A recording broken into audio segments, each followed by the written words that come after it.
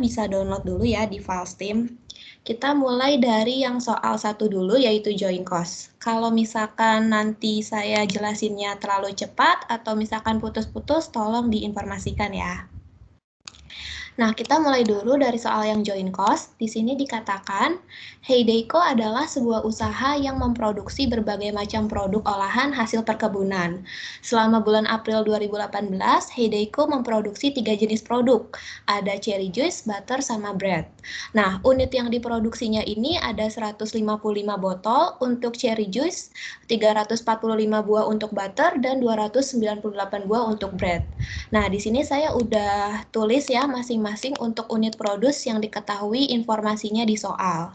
Lalu dikatakan pada bulan April 2018 itu mengeluarkan biaya untuk direct material 1.204.000, biaya overhead 199.700 dan prime cost. Di sini diketahui juga harga jual untuk masing-masing produk, di mana harga jual untuk si cherry juice ini adalah 8.000 per botolnya. Lalu untuk butter itu 7.500 per buahnya, dan untuk roti itu 5.000 per buahnya. Dan diketahui juga unit sold-nya atau unit terjualnya untuk masing-masing produk. Di sini cherry juice itu 124, butter itu 276, dan si bread ini adalah 238. Nah, pertama kali kalau misalkan kita mau ngerjain soal join cost, itu teman-teman harus hitung dulu berapa sih total join cost-nya. Nah, karena di soal ini nggak di-stated langsung total join cost-nya berapa, maka kita harus cari dulu nih nilai dari total join cost-nya itu. Kalau misalkan teman-teman masih ingat definisi dari join cost, itu kan biaya produksi atas gabungan beberapa produk. Nah, jadi join cost ini cara ngitungnya sebenarnya kayak kalian ngitung production cost biasa aja, di mana production cost itu kan terdiri dari DM, DL, dan juga MOH. Ya, jadi hitung join cost itu kalau nggak diketahui langsung di soal, kalian tinggal hitung aja berapa DM, DL, dan MOH-nya. Nah, di soal ini dikasih tahu nih, nilai DM-nya itu adalah 1.204. Kemudian nilai biaya overhead-nya adalah 199.700. Nah, sekarang kita butuhkan nilai DL-nya, tapi di soal nggak di-stated langsung nilai DL-nya, melainkan ada informasi mengenai prime cost. Ya, prime cost ini sebesar 2 juta. Nah, prime cost itu kan adalah total dari DM tambah DL. Ya, jadi prime cost itu direct material ditambah direct labor. Nah, kalaupun di soal itu nggak ada informasi mengenai DL, kalian bisa nih dapetin nilai DL-nya. Caranya adalah si prime cost-nya 2 juta, kalian selisihkan dengan nilai direct materialnya.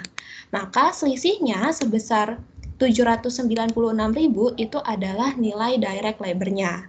Kalau DM, DL, MOH udah diketahui, kalian bisa cari tahu nih nilai total join cost-nya.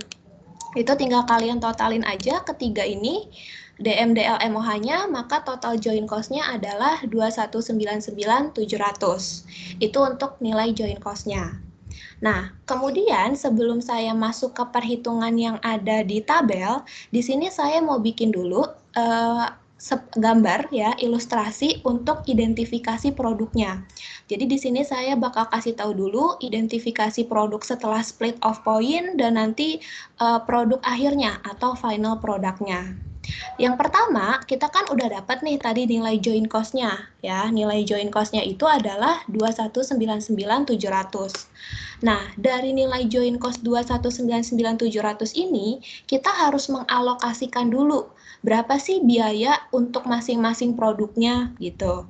Nah, katanya si Heideiko ini, dia itu kan pertama kali produksi 3 jenis barang ini kan, 3 jenis produk, yaitu si cherry juice, butter, sama si bread ini. Nah, makanya produk setelah split of point ya, split of point itu kan titik pemisahan buat kita ngeidentifikasi masing-masing produk. Nah, makanya di sini produk setelah split of point-nya itu ada 3 produk pertama, yaitu si cherry juice, butter, sama si bread ini. Nah, kemudian informasi selanjutnya dikatakan, Heideiko itu memproduksi lebih lanjut si cherry juice menjadi cherry popsicle, kemudian memproduksi lebih lanjut si bread ini menjadi hamburger. Nah, berarti di sini kita bisa ketahui nih, Cherry juice itu diproduksi lebih lanjut jadi cherry popsicle, dan si bread ini diproduksi lebih lanjut menjadi hamburger. Sedangkan butter tetap menjadi butter, nggak ada produksi lebih lanjut lagi. Setelah itu, informasi selanjutnya yang diketahui adalah biaya yang diperlukan untuk produksi lebih lanjut kedua produk. Di sini diketahui nilai DM, nilai DL, dan nilai conversion cost-nya. Nah, kalau misalkan suatu perusahaan itu memproduksi suatu produk menjadi lebih lanjut, itu kan pasti ada biaya tambahan produksi yang dikeluarkan. Biaya tambahan produksi yang dikeluarkan itu biasa kita sebut sebagai separable cost.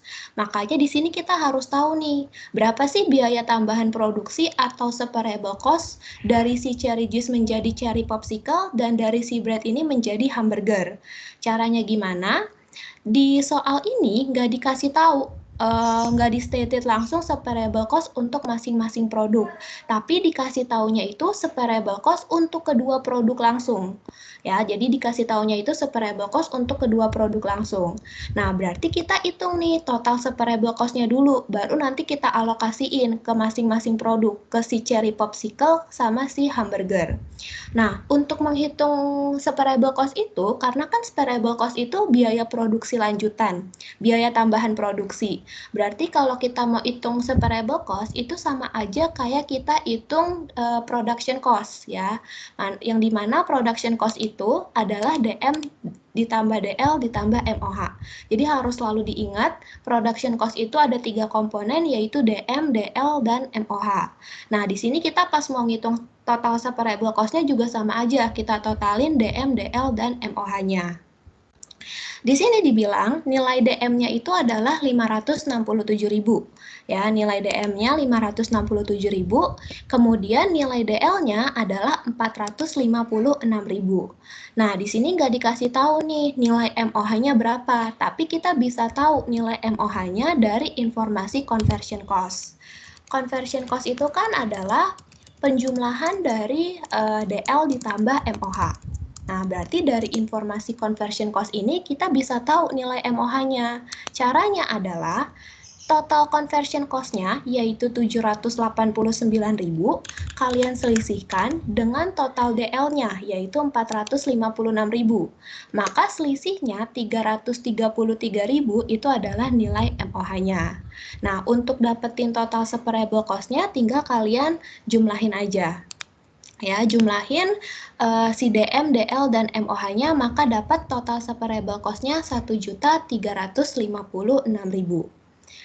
Nah, 1.356.000 ini kan adalah total separable cost kan, total separable cost untuk kedua produk, dari si cherry juice ke cherry popsicle dan dari si bread ke hamburger.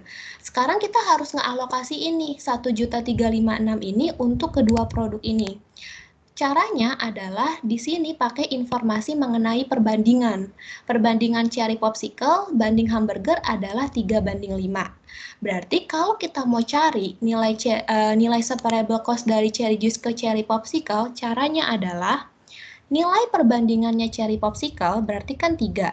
Kemudian kita bagi sama total perbandingannya, yaitu 3 ditambah 5. Maka di sini 3/8, lalu kalian kali sama total separable cost-nya, 1356.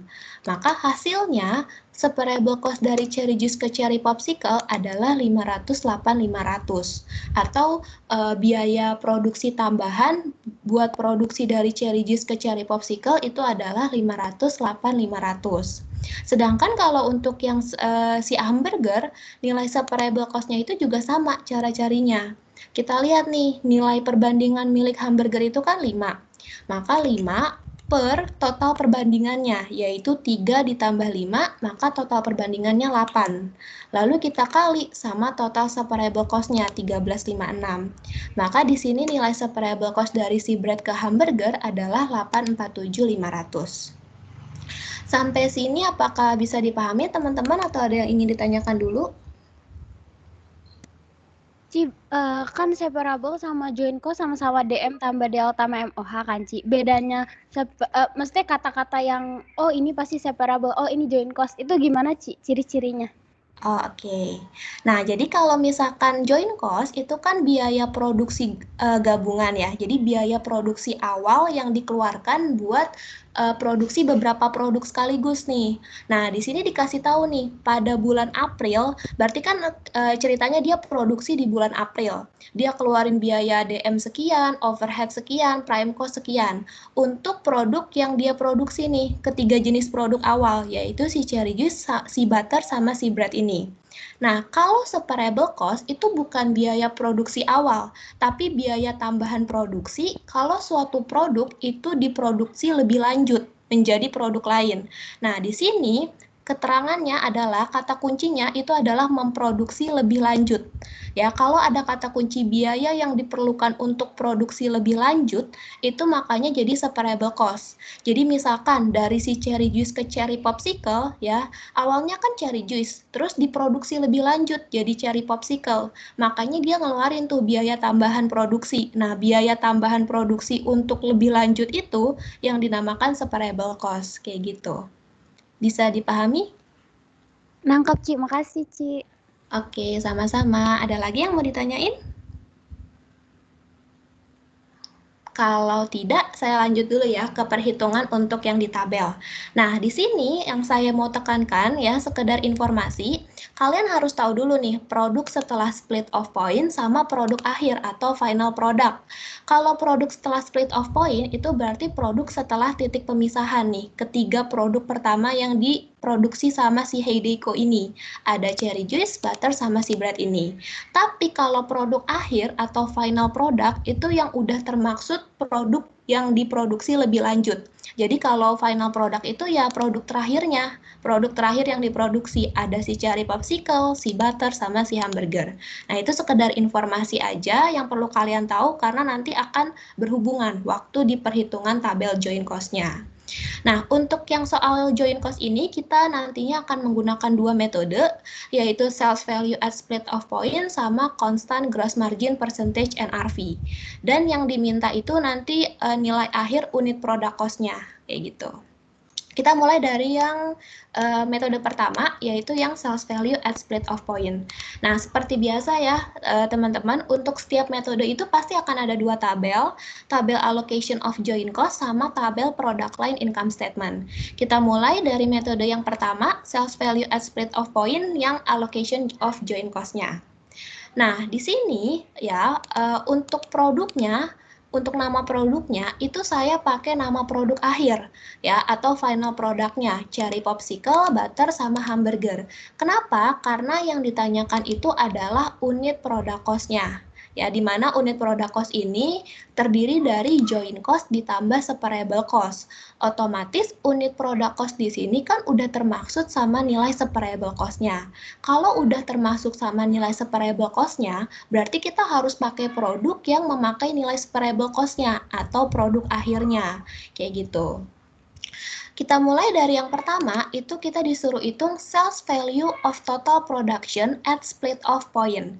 Sales value of total production, cara mencarinya, unit produksi kalian kali sama selling price.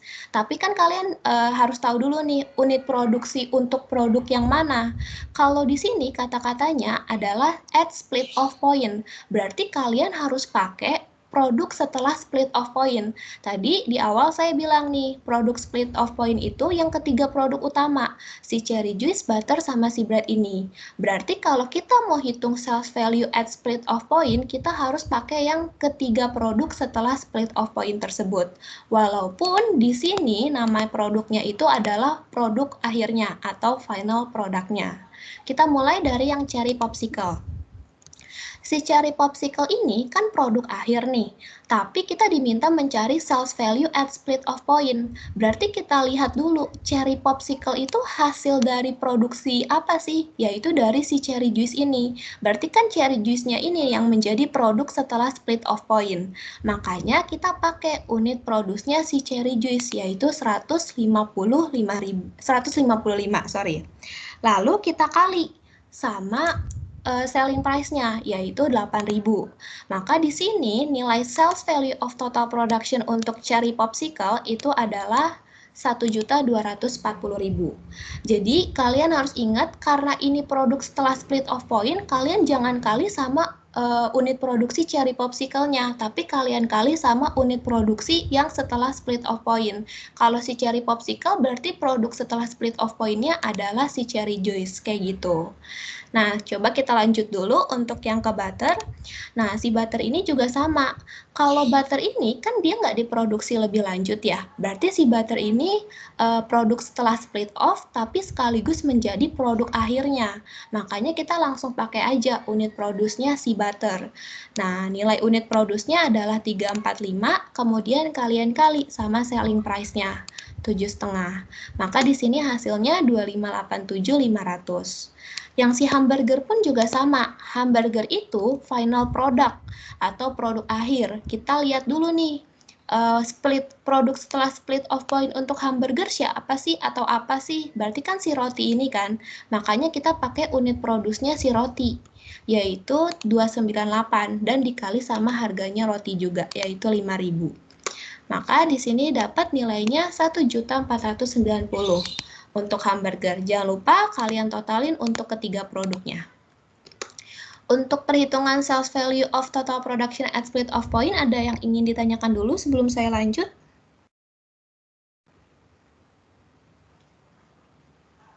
Nggak ada? Kalau nggak ada, saya lanjut ya untuk ke perhitungan berikutnya. Nah, selanjutnya kalian hitung weightingnya ya, weightingnya atau proporsinya buat nanti tahu nih berapa sih joint cost yang dialokasikan. Cara ngitung weighting gampang, tinggal kalian bagi aja nih sales value of total production masing-masing produk, kalian bagi sama total sales value of total production-nya.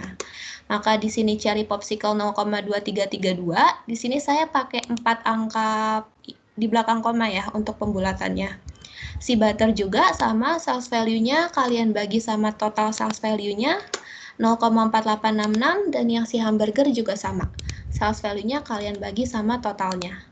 Dapat 0,2802. Nah, si weighting ini kalau kalian totalin itu harus jumlahnya sama dengan 1. Ya, jadi totalnya weighting itu harus sama dengan 1.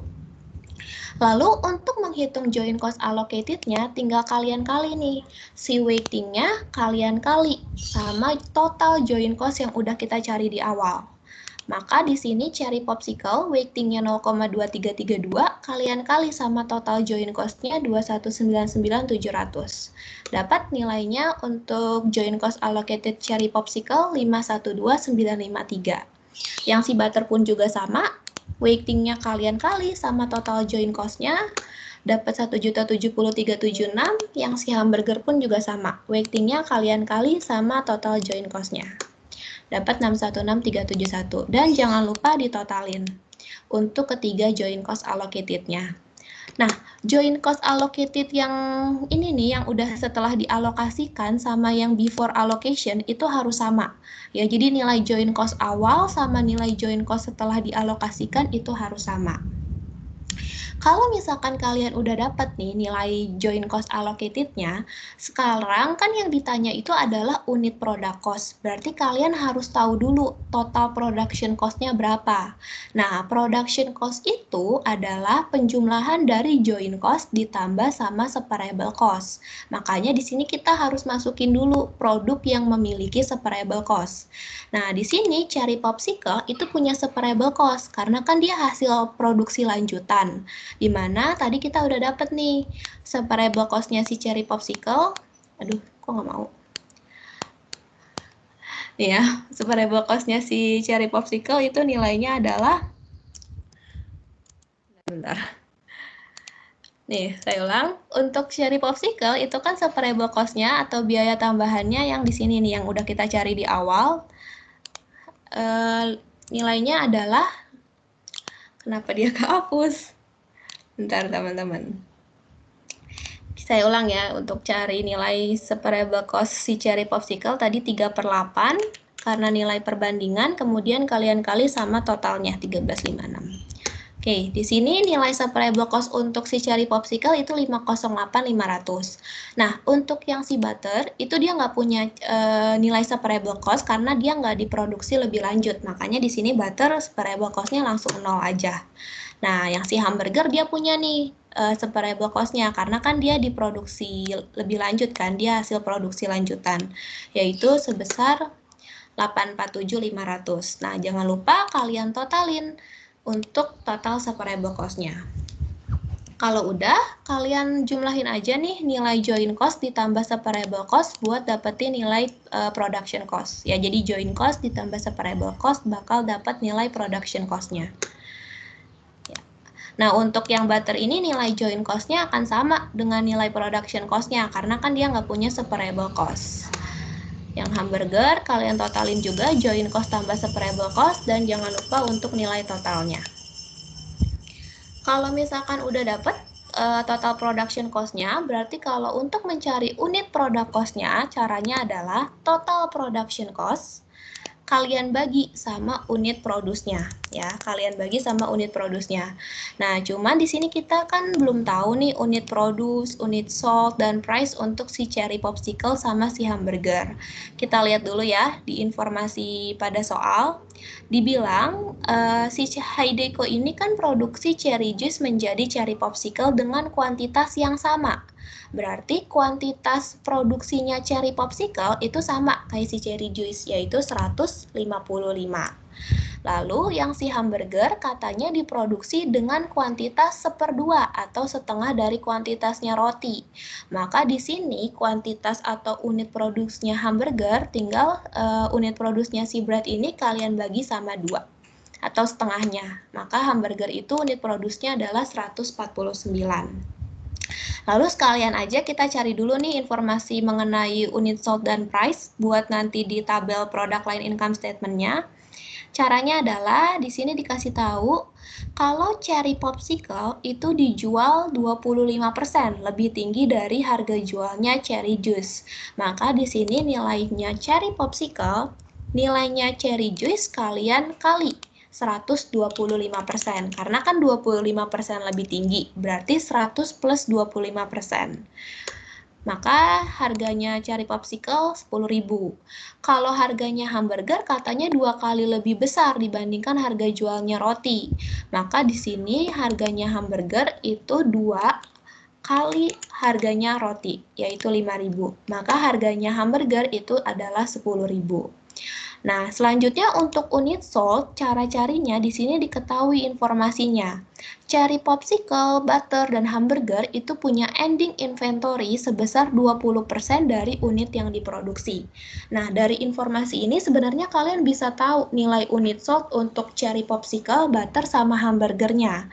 Caranya adalah perusahaan itu kan produksi adalah 100% nilai totalnya. Terus dari 100% yang diproduksi perusahaan ada sisa 20%. Berarti yang terjual atau unit sold-nya itu hanyalah 80%-nya.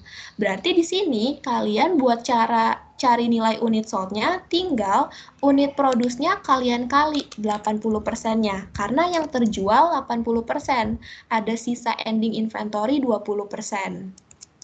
Maka cherry popsicle unit sold-nya 124. Yang si hamburger pun juga sama, yang terjual cuma 80%, maka unit produce-nya kalian kali 80%. Di sini nilainya adalah 119. Nah, karena informasinya udah diketahui semua, sekarang kita bisa lanjut ke tabel join cost-nya. Sebelumnya sampai sini ada yang mau ditanyain dulu untuk cara cari unit produce dan unit sold-nya?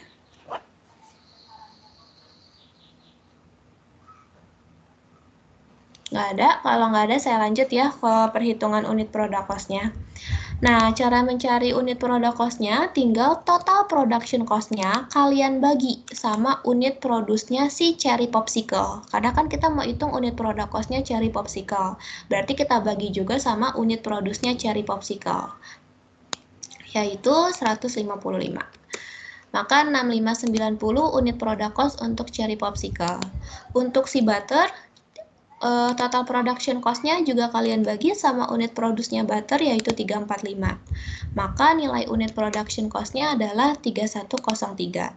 Dan yang si hamburger pun juga sama, total production cost-nya kalian bagi sama unit produce hamburgernya. Maka nilai unit product cost-nya hamburger 9825. Kalau misalkan kalian udah dapat nilai unit product cost-nya, udah selesai tabel allocation of joint cost-nya, sekarang kita ke tabel product line income statement. Nah, di product line income statement ini kita mau cari nilai gross margin. Nah, rumusnya gross margin kan masih sama ya, sales revenue dikurangin sama COGS. Untuk product line income statement, itu kalian selalu menggunakan produk akhir atau final product, karena kan yang dijual sama perusahaan tuh produk akhirnya kan, atau final produknya. Makanya di sini untuk yang si product line income statement itu selalu pakai produk akhirnya. Sorry, ini saya belum ubah. Harusnya ini sales value at split of point.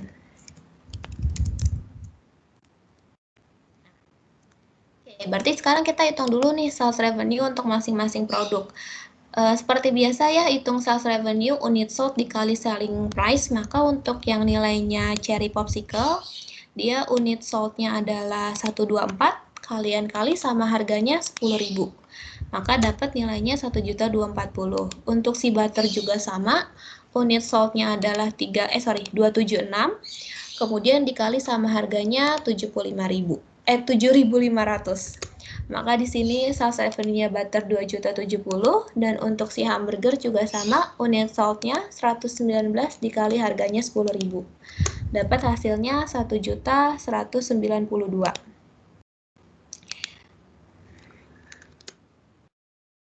Nah, kalau misalkan udah, kalian jangan lupa totalin ya di sini. Untuk totalnya itu sales revenue-nya adalah 4.502. Nah, ini sebenarnya ada pembulatan sih. Kalau misalkan ini nih, kalau kalian gak buletin, itu kan dia 119,2. Nah, itu kalian buletin aja jadi 119 ya, pembulatan ke bawah. Makanya di sini harusnya untuk sales revenue-nya hamburger kita pakai manual aja, unit sold-nya 119 kalian kali sama price-nya 10.000. Ya, jadi nanti di sini sales revenue totalnya 4.500. Kalau misalkan udah, kita hitung COGS-nya, cara carinya adalah tadi kan kita udah dapat nih nilai unit product cost-nya. Maka karena COGS itu beban pokok penjualan, jadi si unit product cost-nya kita kali sama unit sold-nya. Nah, di sini unitnya cherry popsicle adalah 124. Maka unit product cost dikali sama unit sold itu buat dapetin nilai COGS-nya. Yang si butter pun juga sama, cara carinya unit product cost-nya butter kalian kali sama unit sold-nya butter. Dan yang si hamburger pun juga sama, unit product cost-nya hamburger 9825 kalian kali sama unit sold-nya hamburger 119. Mungkin ini saya manual aja biar nggak koma hasilnya. Nah, di sini hasilnya adalah 1169132. Jangan lupa ditotalin untuk total nilai COGS-nya. Nah, berarti kalau buat menghitung gross margin-nya, itu tinggal kalian kurangin aja, kalian selisihin aja. Sales revenue dikurangin sama COGS-nya. Dapat 422838 untuk cherry popsicle. Untuk si butter, nilainya adalah 1213699. Dan untuk yang hamburger, 1190 kurangin sama COGS-nya. Maka hasilnya 2868. Itu untuk nilai gross margin-nya. Jangan lupa ditotalin juga.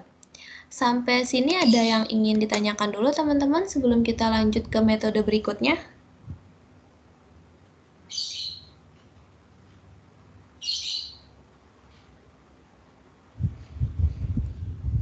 Oke, kalau misalkan nggak ada, saya lanjut ya ke metode yang kedua, yaitu constant gross margin percentage NRV.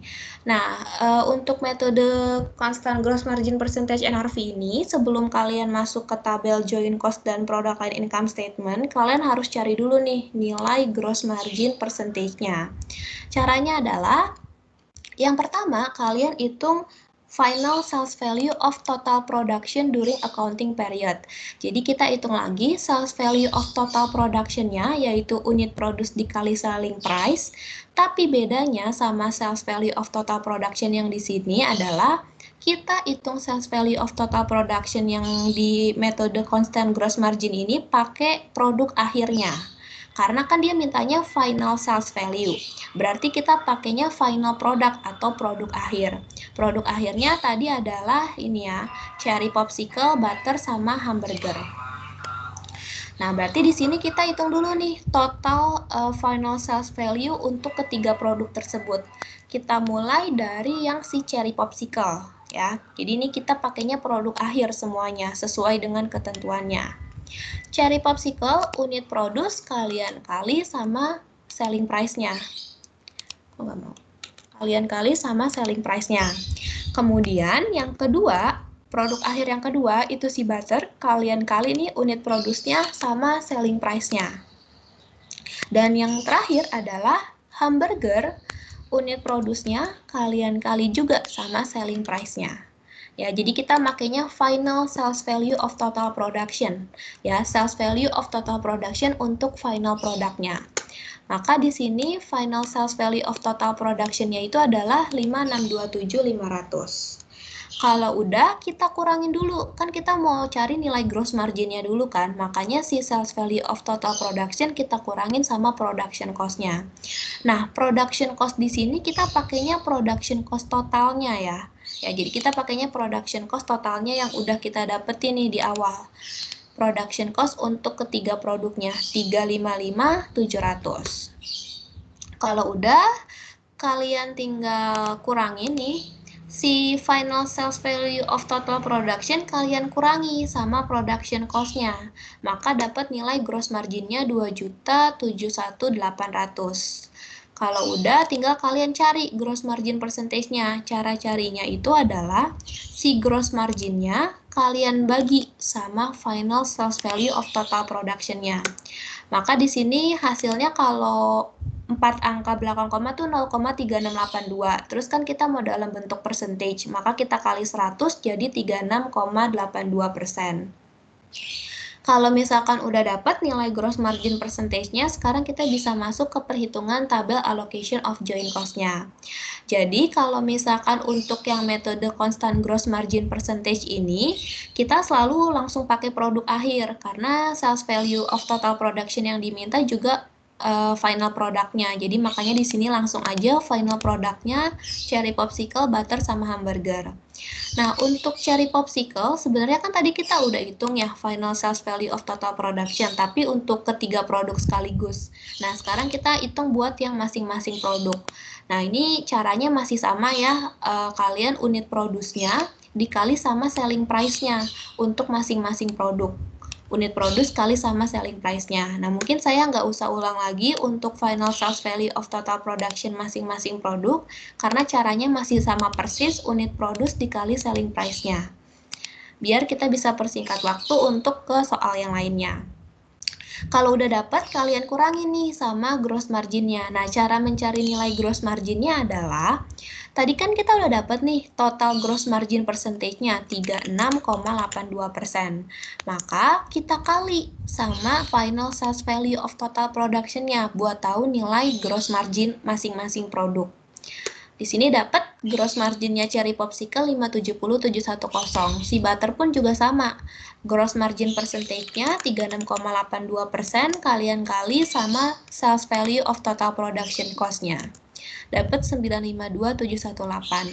Untuk si hamburger juga sama, gross margin percentage-nya 36,82%, kalian kali sama sales value of total production-nya, dapat 548.618. Jangan lupa ditotalin untuk nilai gross margin-nya. Nah, misalkan udah dapet nih nilai si gross margin-nya, maka kita bisa cari nilai production cost-nya. Jadi ini tuh kayak kebalikan yang ini aja. Tadi kita mau cari nilai gross margin, final sales value kurangin production cost. Sekarang kita mau cari production cost, caranya final sales value kurangin gross margin. Jadi untuk nyari production cost-nya ini tinggal kalian kurangi ya final sales value-nya kalian kurangin sama gross margin-nya untuk masing-masing produk. Untuk cherry popsicle 979.290, untuk si butter juga sama, sales value kurangin gross margin, dan untuk si hamburger pun juga sama. Kalau misalkan udah, jangan lupa ditotalin. Nah, sekarang kita itu kan namanya tabel allocation of joint cost, kita pengen tahu dong joint cost allocatednya berapa. Kalau untuk yang metode ini, kita buat cari nilai joint cost allocatednya nggak pakai weighting kayak gini nih. Tapi kita pakai cara, kita kan udah dapet nih nilai production cost-nya. Kalau kalian masih ingat, nilai production cost itu kan diperoleh dari joint cost ditambah sama separable cost. Nah, berarti kalau misalkan kita mau dapetin nilai joint cost dari nilai total production cost, si production cost-nya harus kalian kurangin dulu sama separable cost-nya, biar kalian bisa dapetin nih nilai joint cost-nya. Nah, kita kurangin sama separable cost. Si cherry popsicle ini punya separable cost ya, karena dia hasil produksi lanjutan, yaitu 508.500 nih. Separable cost-nya cherry popsicle. Si butter nggak punya separable cost karena dia nggak diproduksi lebih lanjut. Si hamburger itu punya separable cost karena dia hasil produksi lanjutan. Nah, jangan lupa di total, maka kalau udah dapet separable cost-nya, kita tinggal kurangin nih. Ya, kita kurangi si production cost, kurangin separable cost, kita dapat joint cost untuk masing-masing produk. Si butter juga sama. Nah, si butter production cost sama joint cost-nya sama ya, karena kan dia separable cost-nya itu adalah 0. Dan si hamburger pun juga sama ya, cara untuk menghitung joint cost-nya adalah separable cost-nya kalian kurangin, production cost-nya kalian kurangin sama separable cost-nya. Dan jangan lupa di sini ditotalin untuk nilai joint cost-nya. Kalau misalkan udah, ya sekarang kita mau cari nilai joint cost allocated-nya. Nah, cara mencari nilai joint cost allocated ini adalah, untuk mencari unit product cost ini adalah total production cost-nya nih, balik lagi nih ke awal. Total production cost-nya kalian bagi sama nilai unit produce-nya, yaitu si cherry popsicle. Jadi cara mencarinya masih sama. Tadi unit produce-nya cherry popsicle itu adalah 155. Nah, di sini hasilnya adalah 6318. Untuk si butter juga masih sama. Total production cost-nya kalian bagi sama unit produce-nya. Ya, unit produce-nya itu adalah 140, butter 345. Dan untuk yang si hamburger juga masih sama, production cost-nya kalian bagi sama nilai unit produce-nya, yaitu 149. Nah, kalau misalkan udah nilai unit product cost-nya dapat, sekarang kita bisa lanjut ke tabel product line income statement. Nah, di product line income statement masih sama nih, kita mau cari nilai gross margin-nya. Nah, kayak tadi kan yang saya bilang ya, kalau untuk product line income statement ini kalian pokoknya selalu pakai produk akhirnya atau final product-nya. Di sini berarti untuk menghitung sales revenue-nya masih sama persis ya, kayak hitung sales revenue yang di atas ini. Cara mencarinya unit sold-nya kalian kali selling price-nya. Ini saya ulang satu aja. Untuk yang si cherry popsicle berarti cara mencari revenue-nya itu unit sold-nya dikali sama selling price-nya. Nah, sisanya untuk yang butter sama hamburger pun juga masih sama, yaitu unit sold-nya dikali sama selling price-nya. Kalau misalkan udah, ya kita hitung nih sekarang berapa sih nilai COGS-nya. Nah, cara mencari nilai COGS adalah unit product cost-nya kalian kali sama unit sold-nya. Ya, karena kan COGS itu beban pokok penjualan. Unit product cost kalian kali sama unit sold-nya. Maka di sini unit sold-nya cherry popsicle adalah 124. Untuk si butter juga masih sama.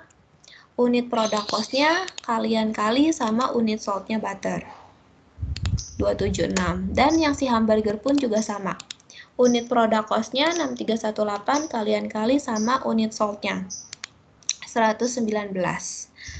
Nah, maka di sini kalau udah kita bisa dapat deh nilai gross margin-nya. Caranya adalah si revenue-nya kalian kurangin sama nilai COGS-nya. Tuh, untuk si butter pun juga sama. Sales revenue dikurangin sama COGS dapat gross margin. Yang si hamburger pun juga sama, sales revenue kurang COGS dapat gross margin. Jangan lupa kalian totalin. Nah, sebenarnya sampai sini udah cukup nih gross margin percentage. Tapi misalkan kalian mau lihat nilai gross margin percentage-nya, caranya adalah si gross margin-nya tinggal kalian bagi aja sama revenue-nya. Maka nanti nilai gross marginnya ini akan sama kayak nilai gross margin awal. Sampai sini ada yang ingin ditanyakan dulu teman-teman sebelum kita lanjut ke soal berikutnya? Kak, Ya. kalau misalkan ini kan ada 3 ya, Kak. Terus yang nggak pakai produk lanjutan tuh barter doang. Kalau misalkan ada kondisi, misalnya, di produk dasarnya itu cuman, selling price-nya cuma dikasih tahu di produk dasar, tapi di produk lanjutannya, kayak nggak dikasih tahu gitu. Itu asumsinya kita pakai unit sold-nya itu yang kayak produk dasar ya, Kak? Iya, kalau misalkan kayak si butter ini karena dia nggak diproduksi lebih lanjut kan berarti si butter ini tuh jadi dua fungsi loh. Maksudnya kayak dia produk setelah split off tapi di sisi lain dia juga final produknya. Nah, berarti kalau nggak diproduksi lebih lanjut nanti waktu ngitung income statement-nya kalian pakai harga jual dan unit sold-nya si butter ini juga gitu walaupun dia walaupun dia nggak diproduksi lebih lanjut gitu jadi asumsinya kayak yang tadi kamu bilang dia produk dasar iya tapi produk akhir juga iya kayak gitu. Oke, Bisa thank you, Kak. dipahami? Oh iya, oke, sama-sama. Ada lagi yang ingin ditanyakan yang lain? Kalau tidak ya. Untuk yang di akhir tadi kan gross margin percentage-nya kan gross margin dibagi sama revenue-nya, Kak. Iya. Nah, tapi itu berarti tiga produk tadi akan hasilnya sama 36,82%, Kak. Iya, betul nih. Oh, saya belum coba semuanya ya. Nah, benar, dia nanti akan hasilnya sama 36,82%. Jadi, karena dia metodenya konstan gross margin, artinya kan gross margin persentasenya akan selalu konstan, akan selalu sama. Maka untuk ketiga produk nih, nilainya akan selalu sama, dan juga sama kayak gross margin percentage awal, kayak gitu. Ada lagi yang mau ditanyain terkait joint cost? Kalau tidak, saya lanjut ya ke soal berikutnya terkait EOKI. Nah, mungkin teman-teman karena nanti jawabannya saya upload, jadi nanti aja catatnya. Kita lanjut dulu ke yang soal berikutnya, EOKI, Economic Order Quantity. Nah, di sini soalnya dikatakan, Kendico adalah perusahaan yang memproduksi permen lollipop. Dalam sebulan, perusahaan membutuhkan 8.000 kg gula pasir untuk memproduksi lollipop. Nah, informasi yang pertama ini adalah informasi terkait demand atau kebutuhan bahan bakunya perusahaan. Kalau teman-teman ingat kan rumus economic order quantity atau EOQ itu akar 2 kali D kali P bagi C. Atau pokoknya kan di EOQ itu kita sering memakai simbol D ini kan atau demand ini. Nah, demand yang ada di EOQ ini itu harus demand per tahun atau kebutuhan per tahun. Jadi nanti demand-nya itu kalian harus mencari annual demand-nya. Ya, jadi D di sini itu annual demand, harus demand per tahun. Nah, di informasi soal ini kan dikasih taunya dalam sebulan ya. Berarti 8.000 ini tuh baru demand per bulan aja. Nah, sekarang kita harus cari nih nilai demand per tahunnya atau annual demand-nya. Berarti cara untuk mencari annual demand-nya tinggal 8.000 dikali 12 ya, demand per tahunnya, demand per bulannya 8.000, kemudian kalian kali sama 12 bulan. Sehingga dapat nilai annual demand-nya 96.000. Itu untuk informasi yang pertama. Nah, selanjutnya dibilang nih, perusahaan akan melakukan pemesanan kepada supplier apabila persediaan di gudang mencapai titik 2.304 unit. Nah, 2.304 unit ini namanya adalah ROP atau reorder point.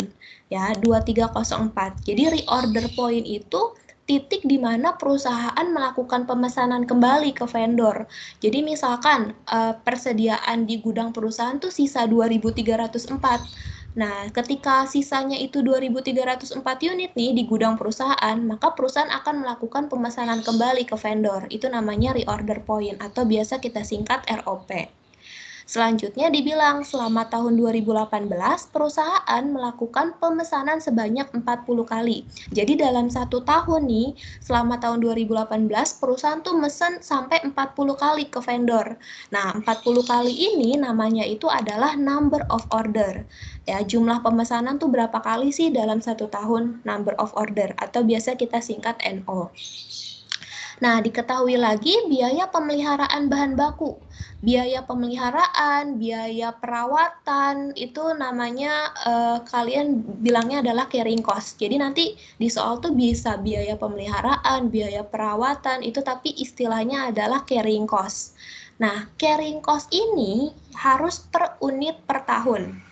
Ya, jadi carrying cost ini harus per unit per tahun, atau unitnya ini bisa diganti per kilogram per tahun, karena kan satuannya bahan bakunya si Candico ini dalam bentuk kilogram kan.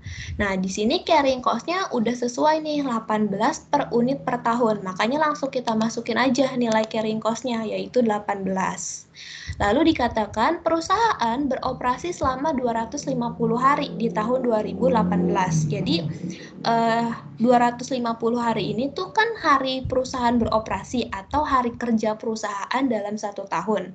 Makanya 250 hari ini kita sebutnya working days atau biasa kita singkat dengan WD. Nah, working days-nya adalah 250 hari. Working days ini harus working days dalam 1 tahun ya. Karena kan kita demand-nya itu juga demand per tahun. Makanya working days-nya juga harus per tahun. Dan carrying cost kita juga udah per tahun. Nah, selanjutnya, apabila sedang banyak pesanan, perusahaan itu dapat menghabiskan 420 kg gula pasir per harinya. Jadi, apabila sedang banyak pesanan tuh maksudnya kalau jumlah bahan baku yang paling maksimum yang perusahaan bisa habiskan, atau biasa kita sebut sebagai maximum usage atau MU. Maka di sini 420 kg adalah nilai MU-nya. Nah, itu informasi-informasi yang diketahui di soal.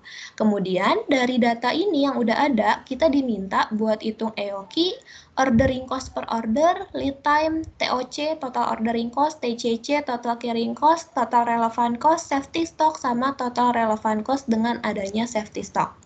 Oke, kita mulai dari yang pertama untuk menghitung EOQ. Biasanya kalian kan kalau ngitung EOQ itu akar 2 kali D kali P bagi C. Kayak ini kan rumusnya EOQ itu kan gini kan, rumus umumnya EOQ akar 2 kali D kali P bagi C.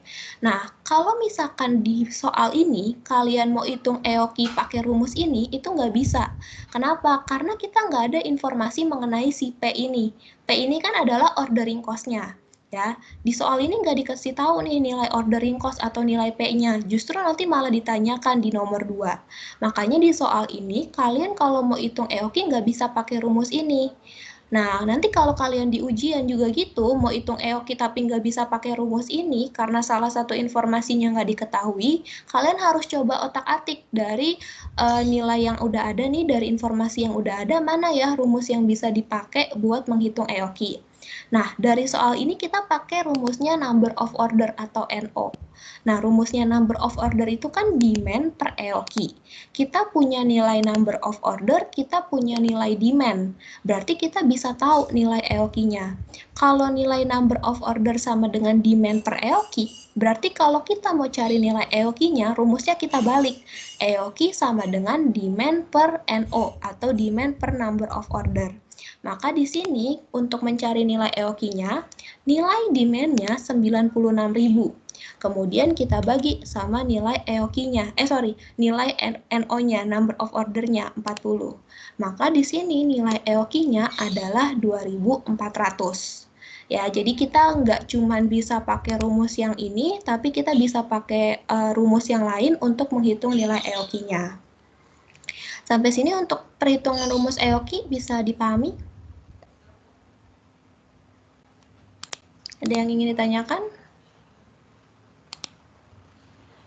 Oke, kalau nggak ada, saya lanjut ya untuk yang nomor 2. Nomor 2 itu kita diminta buat hitung ordering cost per order.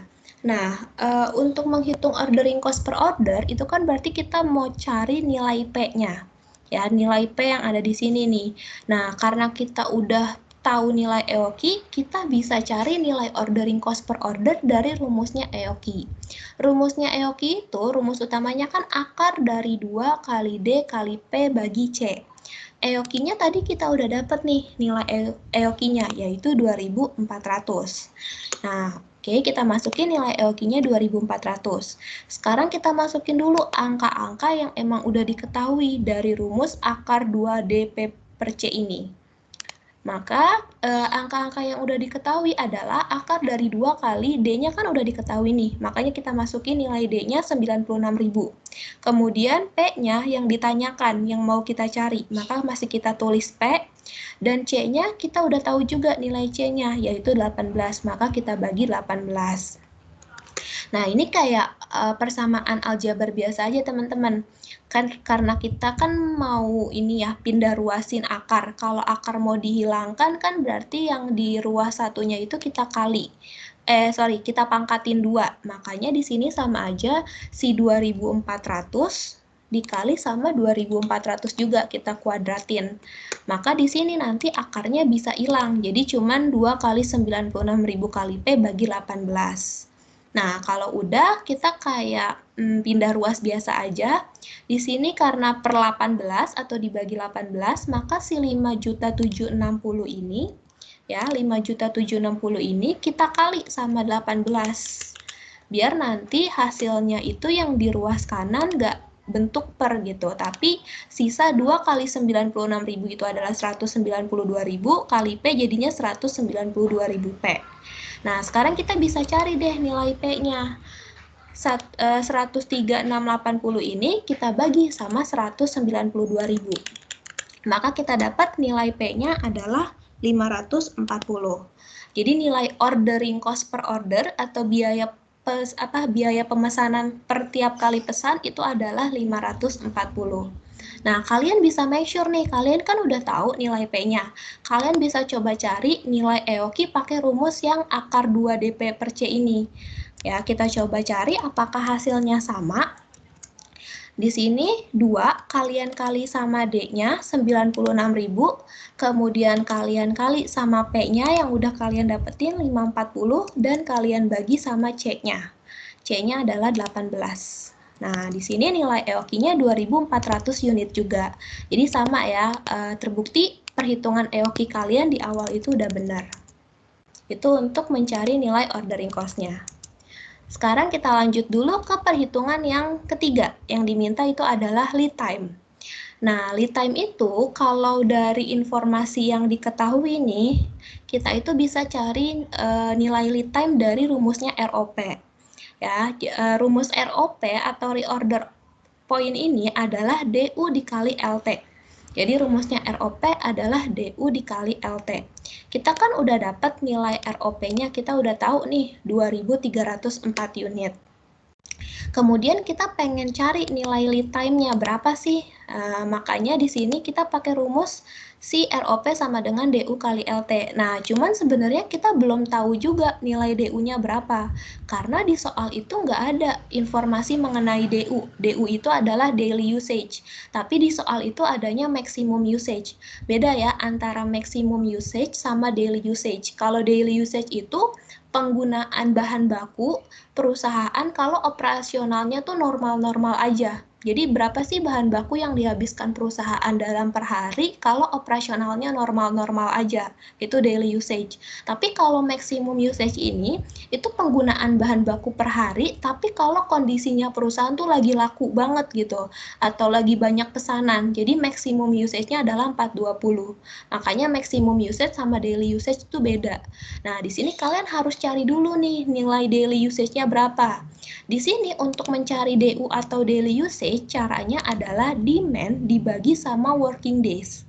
Tadi kan kita demand-nya itu annual demand, demand per tahun. Kemudian kita tahu nih jumlah hari kerja per tahunnya atau working days-nya. Dengan begitu kita bisa tahu juga nilai DU-nya tuh berapa sih. Nah, caranya adalah nilai demand-nya, nilai annual demand-nya kalian bagi sama total hari kerja dalam 1 tahun, yaitu 250. Maka di sini nilai daily usage atau DU-nya adalah 384. Nah, kalau udah berarti kan persamaan yang ada di sini adalah 384 dikali LT. LT itu adalah lead time-nya ya.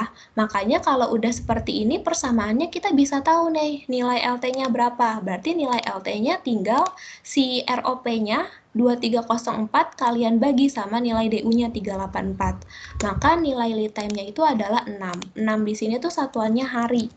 Nah, lead time itu apa sih? Lead time itu tuh jadi kayak waktu yang dibutuhkan perusahaan dari dia pertama kali melakukan pemesanan sampai barang ke gudang. Barang sampai atau tiba di gudang.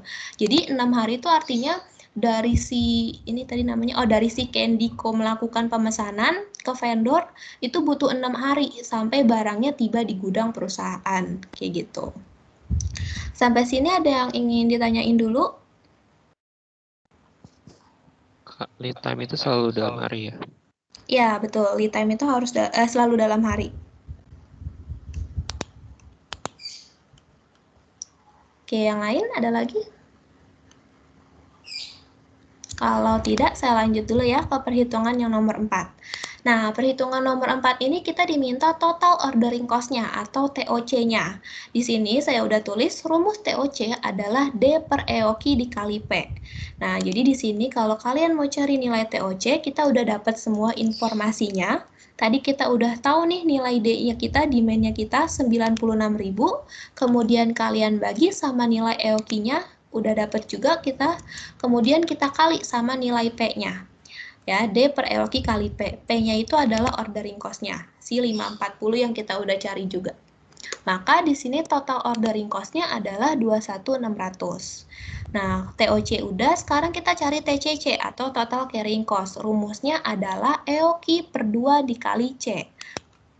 Tadi kita udah dapat juga nilai EOQ-nya. Nilai EOQ-nya kan 2400.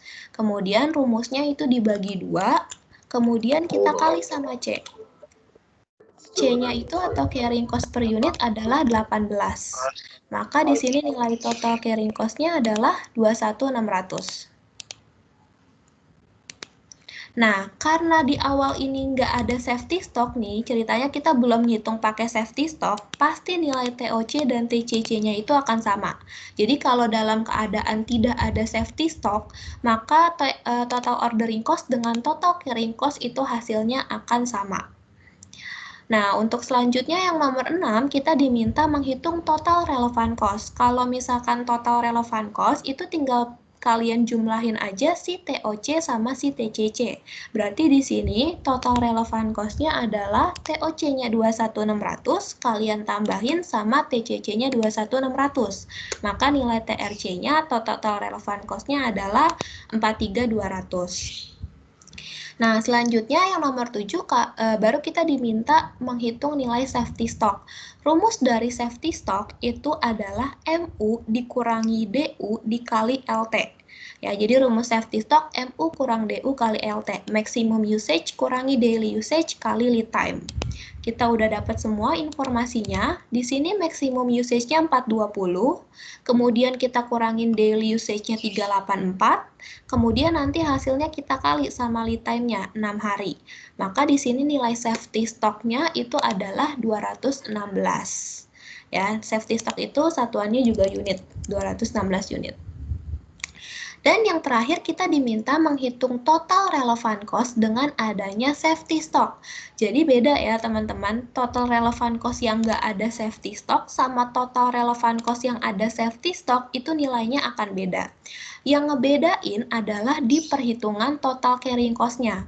Jadi kalau untuk total ordering cost atau TOC, mau ada safety stock ataupun nggak ada safety stock, itu rumusnya akan sama, D per EOQ kali P. Ya, untuk TOC pokoknya ada atau tidak ada safety stock, rumusnya akan sama, D per EOQ kali P. Tapi kalau misalkan ada safety stock, yang si TCC itu rumusnya beda. Kalau nggak ada safety stock, rumusnya TCC kan EOQ per 2 kali C. Tapi kalau misalkan ada safety stock, rumus TCC itu akan berubah. Jadi, TCC sama dengan EOQ per 2 kalian plus SS dulu. Kalian tambah safety stock dulu, baru kalian kali C. Nah, di sini kita hitung dulu nih total carrying cost yang kalau ada safety stock. Caranya adalah, tadi kita kan udah dapat nih nilai EOQ-nya. 2.400. EOKI kita bagi 2 dulu, 2.400 kita bagi 2, kemudian kita tambah sama safety stocknya dulu. Tadi kita udah dapat nilai safety stocknya 216. Kemudian kalau udah EOKI per 2 ditambah safety stock, kita kali sama nilai C-nya atau carrying cost-nya. Tadi di awal nilai carrying cost-nya adalah 18. Maka di sini nilai TCC setelah adanya safety stock itu adalah 25488. Jadi beda ya, TCC nggak ada safety stock sama TCC ada safety stock. Kalau misalkan udah, di sini berarti waktu kalian menghitung total relevant cost dengan adanya safety stock masih sama caranya. Pokoknya kalau TRC atau total relevant cost tinggal totalin aja, tinggal jumlahin ordering cost sama carrying cost. Tapi kalau ada safety stock, cara mencari TCC-nya itu berubah. Nah, di sini kita karena TOC-nya itu tetap ya, walaupun ada safety stock, kita masih pakai angka yang tadi aja, 21.600. Tapi kalau TCC-nya beda. Ya, setelah ada safety stock, TCC-nya itu adalah 25488. Maka di sini hasilnya 47088 untuk total relevant cost dengan adanya safety stock. Oke, sampai sini ada yang ingin ditanyakan dulu?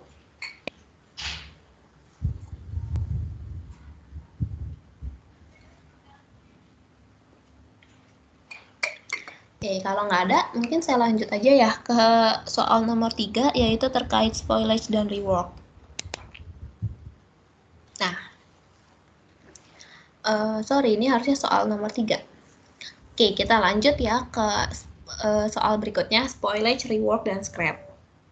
Di sini dibilang nih, PT PKR itu dia menerima pesanan untuk produksi farmasi A22B, A202B sebanyak 256 unit, 256.000 unit. Jadi 256.000 ini itu adalah total unit produksi ya. 256.000 ini adalah total unit produksi.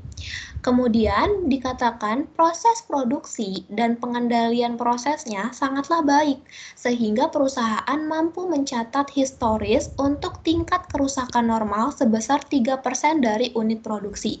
Tingkat kerusakan normal ini maksudnya adalah normal spoilage, yaitu 3% dari unit produksi.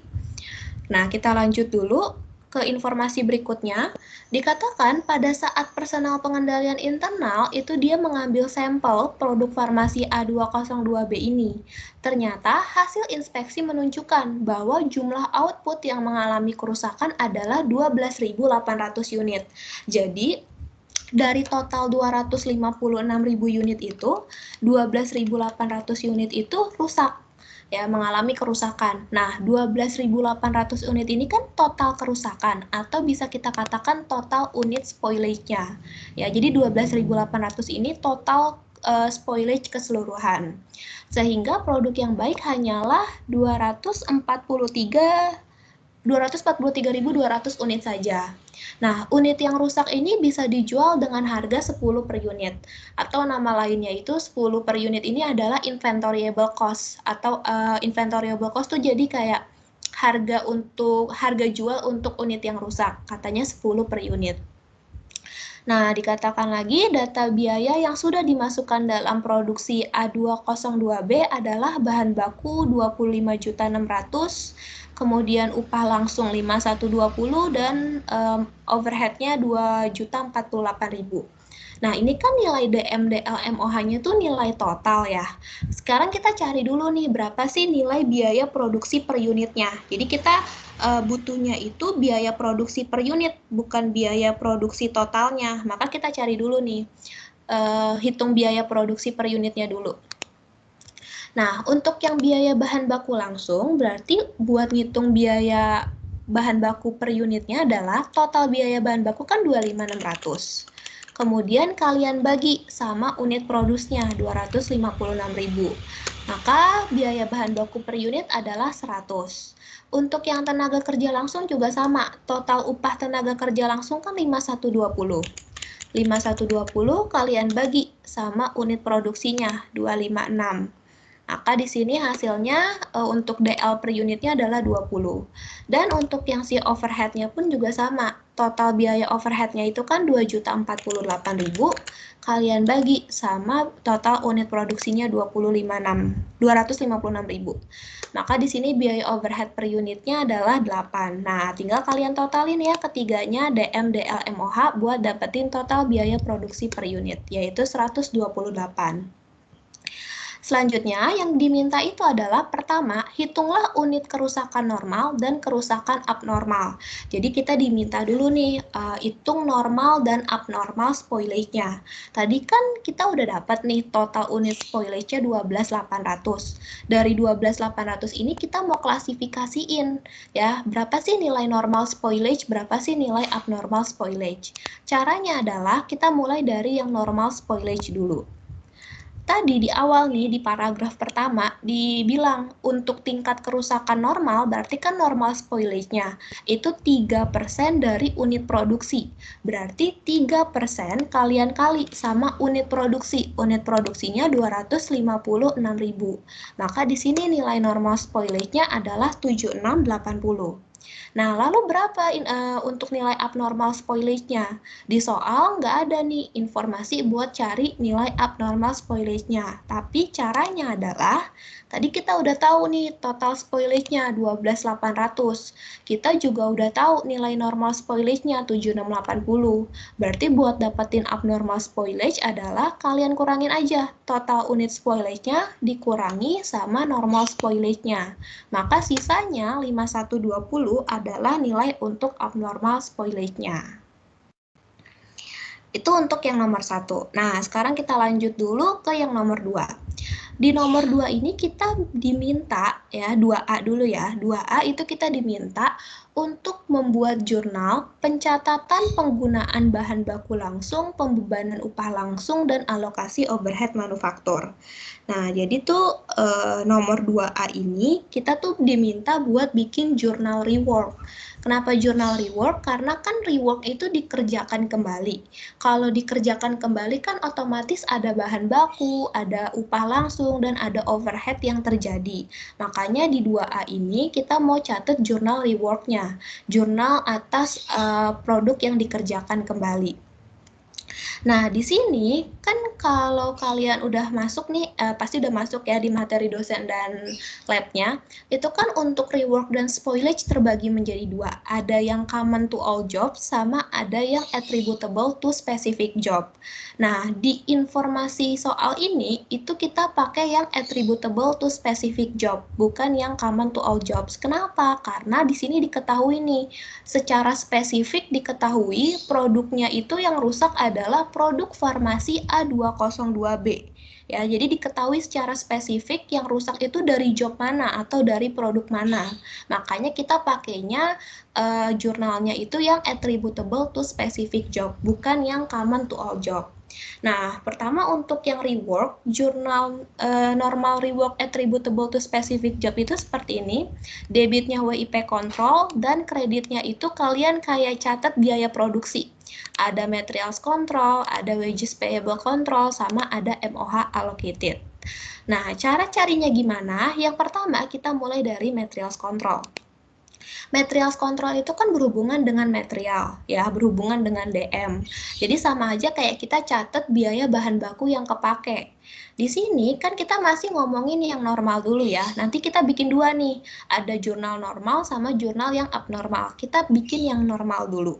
Yang normal, maka kita pakainya unit yang normal juga, yang normal spoilage ini, 7680 ini. Nah, karena kita mau catat materials control atau catat bahan baku, berarti kita kali sama biaya bahan baku per unit. Hasilnya 768.000. Nah, selanjutnya untuk yang wages payable control, itu kita mau hitung nilai DL-nya. Caranya pun juga sama ya, kita pakai unit yang normal karena kita mau bikin yang jurnal normal dulu, baru kalian kali sama biaya tenaga kerja langsung karena kita mau catatnya wages payable control nih, gaji pekerja. Maka hasilnya di sini 153.600. Nah, untuk yang MOH allocated pun juga sama, kita pakai unit yang normal, kemudian kalian kali sama biaya overhead per unitnya. Maka hasilnya di sini 61440. Kalau udah buat cari nilai WIP kontrolnya, kalian bisa tinggal totalin aja nih yang ada di sisi kredit kalian totalin, maka nilainya 953.040. Atau kalian bisa juga cross check lagi dengan cara total normal spoilage-nya kalian langsung kali sama total biaya produksi per unitnya. Hasilnya sama ya kayak tadi, 983.040. Jadi bisa dua caranya. Bisa langsung totalin dari sisi kredit, terus kalau kalian mau make sure lagi, kalian bisa cari dari normal spoilage-nya dikali sama total biaya produksi per unitnya. Oke, sampai sini untuk jurnal normal rework ada yang ingin ditanyakan dulu? Ci, kalau misalnya jual spoilage, jual spoilage, baik itu normal ataupun abnormal, itu perlu pakai biaya penjualan nggak sih, Ci? Maksudnya biaya penjualan yang mana tuh? DM, DL, sama MOH-nya? Kalau spoilage langsung dijual tanpa dikerjakan kembali? Iya, Ci, betul. Kalau misalkan langsung dijual tanpa dikerjakan kembali, itu nggak perlu catat DM, DL, MOH. Artinya kan unit yang rusak langsung dia jual aja nih, dia nggak ngeluarin lagi biaya buat DM, DL, MOH atas pengerjaan kembali. Nah, itu nanti jurnal yang 2B tuh, langsung mencatat biaya unit yang rusak. Makasih. Oke, sama-sama. Ada lagi yang lain? Kalau nggak ada, saya lanjut dulu ya untuk abnormal rework. Nah, kalau jurnal yang abnormal rework itu kreditnya masih sama persis, kita mau catat biaya produksi, makanya ada materials, wages payable, sama MOH allocated. Nah, tapi bedanya ya, di debitnya itu adalah loss from abnormal rework gitu. Karena kan abnormal, kalau kalian ingat, abnormal itu kan cacat yang sebenarnya bisa dihindari. Kalau misalkan operasional perusahaan itu efisien, harusnya sih nggak terjadi kerusakan gitu. Makanya kalau karena dia cacatnya bisa dihindari, tapi ternyata malah terjadi gitu, itu jadinya masuknya ke loss. Makanya di sini debitnya adalah loss from abnormal rework. Nah, cara carinya sama juga. Kita mulai dari yang materials control. Karena ini yang abnormal, maka kita pakainya unit yang abnormal juga. Ini kita kalinya sama biaya bahan baku juga, karena kita mau catat materials control-nya. Nah, makanya di sini 512.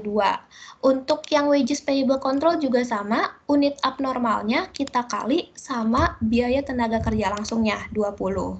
Maka di sini nilainya 102.400. Dan yang MOH allocatednya pun juga sama persis. Unit abnormalnya kalian kali sama biaya overhead-nya. Nah, di sini hasilnya 4960. Lalu buat menghitung nilai loss from abnormal rework-nya, bisa kalian totalin nih yang ada di kredit. Hasilnya adalah 655.360. Terus kalau kalian mau make sure perhitungan kalian udah benar atau belum, cara keduanya adalah total abnormal spoilage-nya kalian kali langsung sama total biaya produksi per unitnya. Jadi total kali total. Maka hasilnya 655.360 juga, sama ya kayak yang tadi. Jadi ada dua cara buat kalian make sure. Nah, itu jurnal yang 2A. Sekarang kita ke jurnal yang 2B. Nah, ini yang kayak tadi teman kalian tanyakan, mencatat biaya unit yang rusak.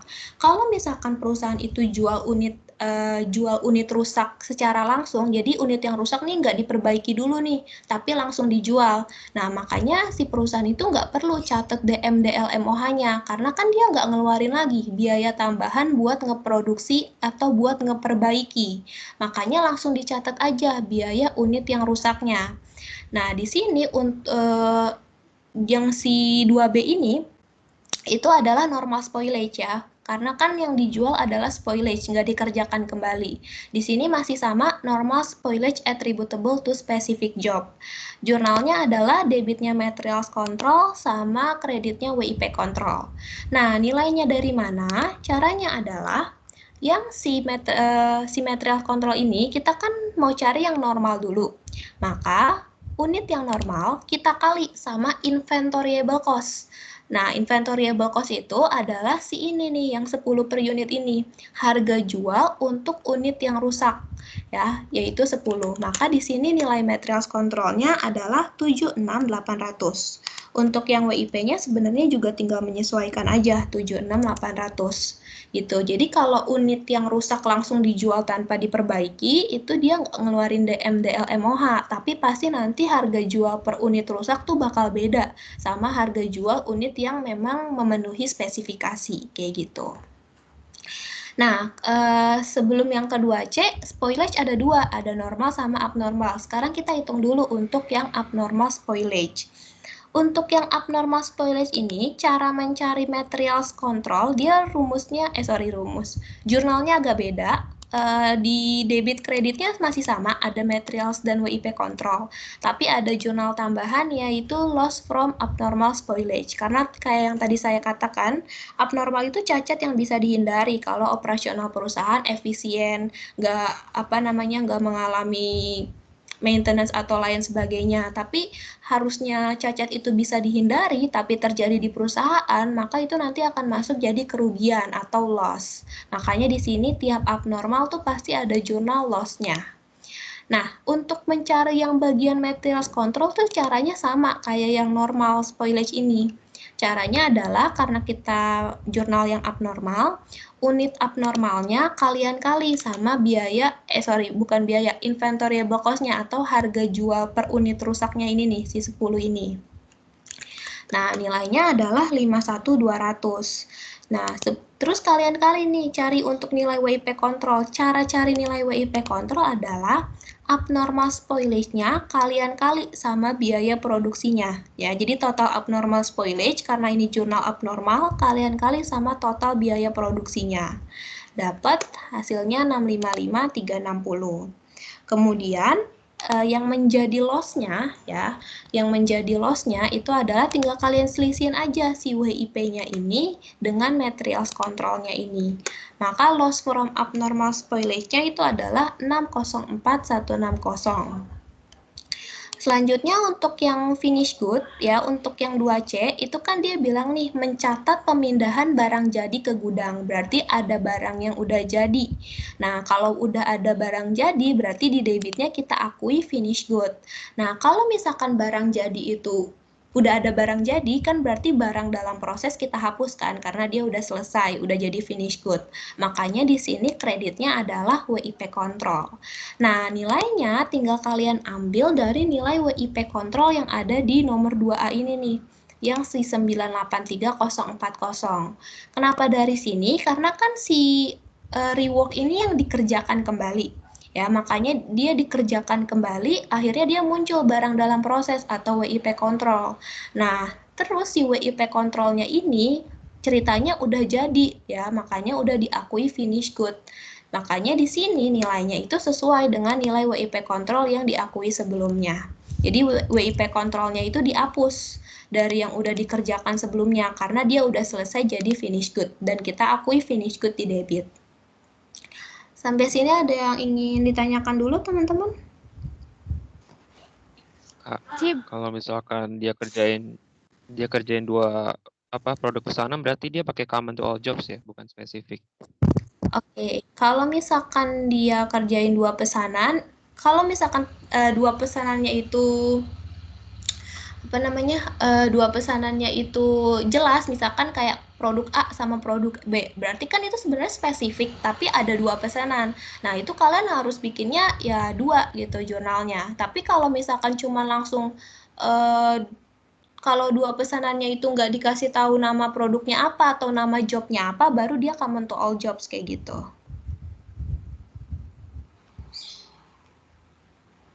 Bisa dipahami tadi siapa yang bertanya?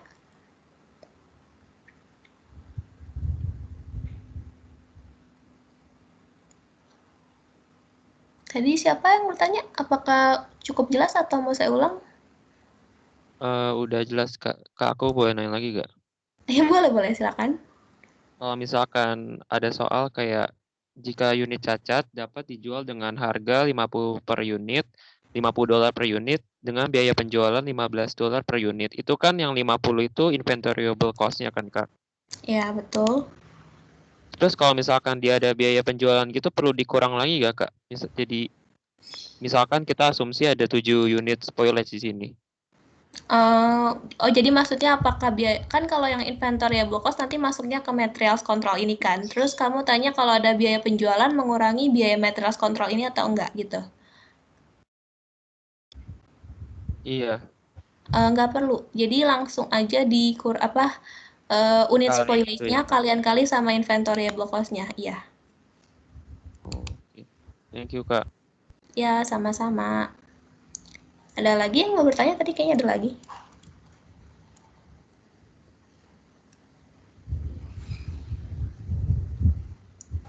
Kak, mau nanya Kak, Iya, silakan.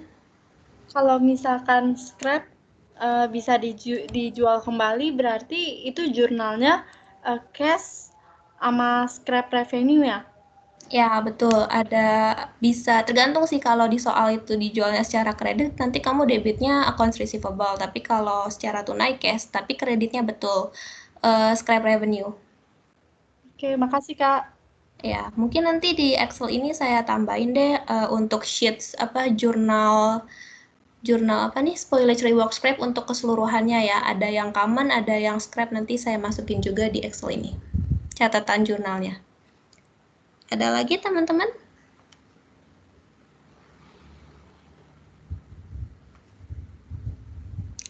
Kalau tidak ada, mungkin saya bisa akhiri ya.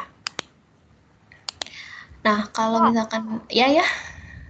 Maaf Kak, mau nanya lagi kalau misalkan scrapnya itu masuk ke gudang tapi nggak dijual, jadi jurnalnya gimana ya? Oke, bentar deh, saya coba share screen dulu ya. Saya stop dulu yang ini, buat kasih tunjuk.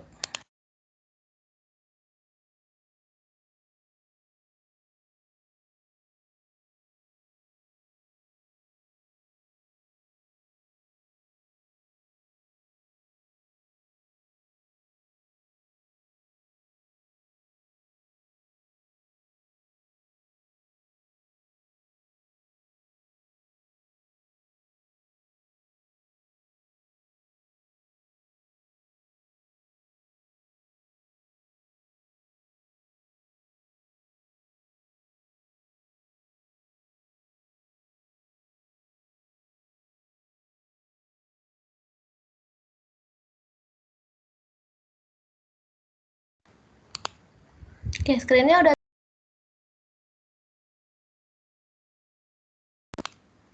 Nah, tadi yang tanya jurnal kalau di return to storeroom ya. Kalau dibalikin ke gudang kan berarti return to storeroom. Nah, itu nanti kamu lihat di soal ya, dia attributable to specific job, dia specific job nggak atau dia common to all jobs. Nah, kalau iya, nanti kamu tentuin kalau dia specific job berarti jurnalnya materials control pada WIP control kalau return to storeroom. Tapi kalau dia common to all jobs itu material controls pada MOH control kayak gitu. Langsung sebesar nilai scrap yang di return ke gudang aja.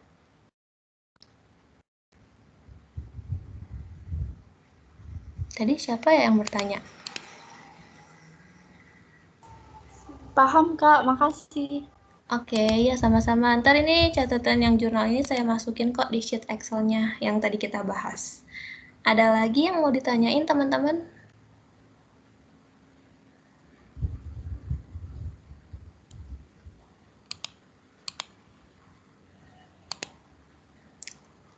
Oke, kalau misalkan nggak ada, mungkin saya akhiri untuk pertemuan mentoring hari ini. Thank you buat semuanya yang udah join. Kalau misalkan nanti pas kalian lihat jawabannya, pas kalian catat ulang ada yang bingung atau ada yang mau ditanyakan, kalian bisa chat saya aja di Teams. Teams ini nggak apa-apa. Good luck buat ujiannya. Terima kasih buat yang udah berpartisipasi. Selamat sore.